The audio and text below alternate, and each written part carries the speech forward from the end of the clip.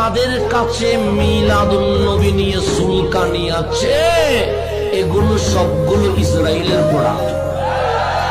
কথা ঠিক কি হয় না? কোন দেশে হয় না? কোন দেশে?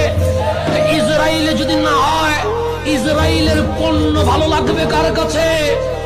মুসলমানের কাছে তো ভালো লাগবে না, ইসরায়েলের সন্তানের কাছেই ভালো লাগবে।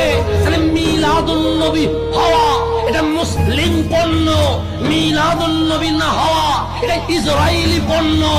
আজকেও বাংলার জমিনে যারা মিলাদুন নবী বন্ধ করে দিতে চায় এটা মুসলমানের সন্তান নয়, এটা ইসরায়েলের সন্তান।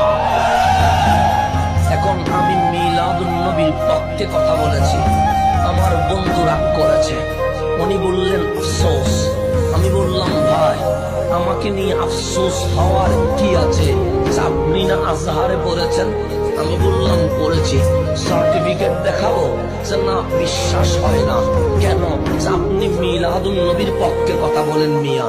তো আমি বললাম মিলাদুন নবীর পক্ষে কথা বললে আজহারে পড়েছি, এটা আবার বিশ্বাস না হওয়ার কি আছে? তখন বলে না না, আজহার থেকে পড়লে ওরা মিলাদুন নবীর পক্ষে বলবে না, ওরা বিপক্ষে বলবে। অর্থাৎ আমার বন্ধুর বিশ্বাস আজহার নামক ভার্সিটিতে, বিশ্ববিদ্যালয়ে মিলাদুন নবীর কোন সিরাপাঠা নাই, ওখানে পালিত হয় না। তখন আমি বললাম বাবা আমি মিশরে 5 বছর ছিলাম, আল আজহারে মিলাদুন নবী নিজে করেছি, আমি সাক্ষী। এরপরেও যদি না মানো, আমি পত্রিকা খুলে জাতির সামনে দেখালাম আজহারে মিলাদুন নবী হয়, আমি ম্যাগাজিন খুলে দেখালাম, বললাম আজহারে মিলাদুন নবী হয়।